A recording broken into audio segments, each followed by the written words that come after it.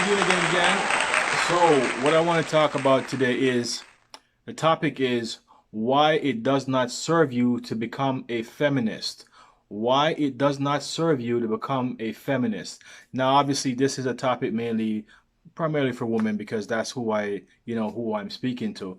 And why it doesn't serve women to become a feminist? Well, feminist women have a certain set of beliefs, belief in things that she tells herself every day, and because of that, you know, it serves her ego, but in her personal love life, it doesn't serve her, right? Because the thing about it is, there's a certain ideology and beliefs for that feminist woman that for them, um, basically a man is out to get them, and they are the ones that are supposed to be, they're supposed to be honored, respect, loved. They should be put on a pedestal, and they do nothing wrong. And that kind of idea is, it's highly ignorant, and this is a reason why the large majority of feminist women are single. And like I've said before, some of these women are attractive women. They carry themselves well, they look nice, they smell nice, but on the inner part of it is where they pretty much is where they strike out, right? Because when you have certain beliefs that all men are no good. Men ain't shit. I mean, I can do better on myself. I don't need a man. When you have that kind of belief and that kind of story you tell yourself, then what you're doing is essentially is, on an unconscious level, or maybe even on a conscious level, you are basically being a man repellent. You're running men away from you, and the kind of guys that you're attracting is not the guys that you respect or kind of guys that you regard as anything. These are the type of guy that you will even disrespect, cheat on, treat like crap, or walk over, because the kind of guys that you're attracting are very weak guy. They're predominantly beta males, and these are guys that are all, yes honey, and they will do whatever you want them to do, and they don't stand for anything, and you can literally walk over them, right? And what we realize with those women, some of these women with that strong male energy, is that you know on some kind of level, they're looking for the alpha male type of guys. But I've said before that they can't attract these guys because they don't know how to accommodate these men. They don't know how to, be in a harmonious relationship with those men. They don't know how to coexist with those men, because these guys are going to push back. These are the kind of guys that are not going to take no shit. These guys are going to let you know, this is my way, it's my way or the highway.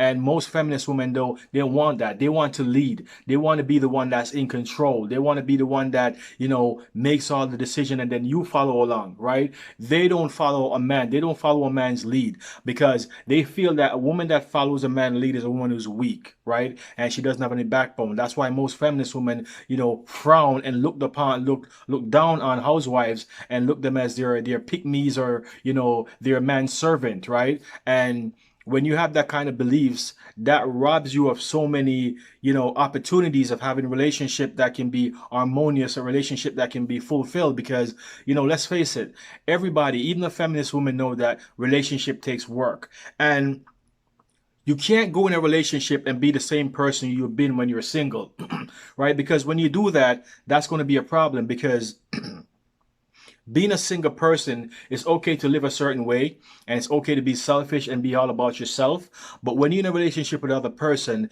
you have to leave that. You have to leave the single mentality out of it. You can't want to have ladies' night once a week or twice a week. Hot girl summer, you can't have that. You have to be a person that has to have set aside quality time with that person that you're with, especially if you're living with that person, you're looking to build something. If you're looking to build a strong foundation for either, marriage, family, all of that, you have to realize that once you go in a relationship with somebody, you cannot take the same behaviors and the mentalities that you did when you were single. And this is where a lot of feminist women miss the mark. They want to go into the relationship, they want to dominate the relationship, they want the man to accept them as who they are. That means even if they're the ones that are unattractive and don't take care of themselves, they in themselves feel that the man should accept them for who they are, but they will not accept a man if the man is broke, or if the man is not tall, or whatever the case may be. And this is where, it fails, it doesn't make sense, because you want somebody to bring everything to the table, but then you bring nothing. You just bring yourself, and all he should just happy that he's getting having sex, and that should be it. And for a booty call or a hookup, that's fine. I mean, for people, if you're going to booty call or hookup, you can't expect anything. You're just going to go there and expect sex, and that's it. But when you're looking to build a relationship and you're looking to, say, start a family, you're looking for marriage and all that, you cannot go in a relationship and thinking it's me, me, me, me, me. Because when an individual go into a relationship and it's all about me, me, me, me, then what happens is that relationship will not survive. It will not last. Unless you're in a relationship with an individual who is just, like I said, a beta male, a guy who's weak, he has no backbone, he stands for nothing, a carpet, basically you can walk all over him, then that's okay. But even for a lot of feminist women, over time, that doesn't last because, you want a guy with pulse. You want a guy that, a masculine alpha male will basically push back, right? And what it does is it causes them to really have to be on their P's and Q's. This is a person that you're going to be having confrontation with back and forth because in that relationship, somebody has to give, right? And 9 times out of 10, feminist women, they don't want to give. They feel like the man should give, but if the man give, then they don't respect him anyway. So it doesn't pass the common sense test where how they think because, you want a man to be a man, but at the same time, you want to lead. And you can't expect a man to be a man if you're going to lead, because a part about being a man is taking control, right? And leading, right? And the problem with most feminist women is they don't want a man to lead. They want a man to follow their lead, and then he should go along to get along. But then at the same time, but she wants him to be a man. And this is where I said the common sense test does not even, have no say in that kind of and that kind of mindset and that kind of thought process. Because at the same time, you can't tell a man to turn on and turn off, right? And this is what they do with the beta male, feminine, weak guy. They can tend to turn on and turn off, when to be a man and when not to be a man. And that's not real. That's fake, right? You can't try to, teach somebody to be something that they're not. And this is the problem. And this is, they said, that's why they said you can't teach, you can't, you say you can't turn a hoe into a housewife, right? You can't turn a hoe into a housewife because she's not that. And this is the same thing with a lot of feminist women are trying to do when they meet these little beta male guys. They're trying to make them to be a man, but they're not, because you're just not.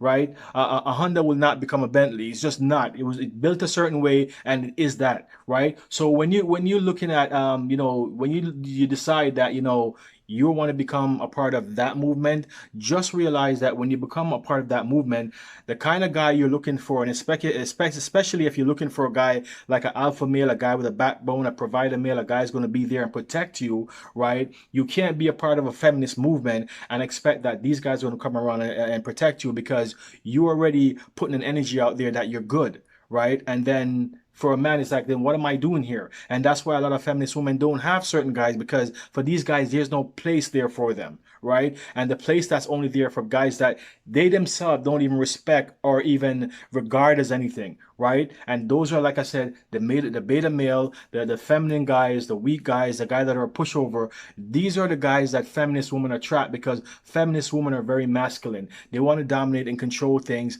and these are the guys they attract. And then they're not happy with those guys. Some of them actually marry these guys, but they don't regard them as anything. And then some of these women turn around and cheat on these guys because there's no pulse, whatever I tell him to do, he does. He doesn't push back. He doesn't give me anything to work with. So I just use him and do whatever I want to do with him. And those are the kind of guys that these women attract, and they don't have any regard for these guys, because in their mind, he's not man enough. Right? So these are the reasons why it doesn't pay for you to be a part of a movement, because if you're looking to have an harmonious relationship with a man, you want to coexist with a man, and you want a certain kind of man, which means you either want a alpha male, a provider male, a guy that has a backbone, a guy that stands on his 2 foot and he controls stuff and he will protect you and protect the family. You can't be a part of the feminist movement, because the feminist movement is essentially a man repellent. It's an organization that tells women to fight men, fight men, fight men. And the feminist movement are waging a war against men. So therefore, the kind of men that even some of these feminist women like to be with, they will never have a chance to be with, because the feminist movement is like taking a cologne that smells really, really awful and spray it all over you, and then expect people to come around you, right? It is a man repellent, and end of story. If you're looking to be in a harmonious relationship with a guy that stands for something and a guy with a backbone, do not be a part of the feminist movement, because you will not attract those guys, right? So this is what I want to say on this video. If you have any comments, drop in the comment section below. I'm always looking to hear what you have to say. And also, folks, until next time, guys, I'll see you in the next video.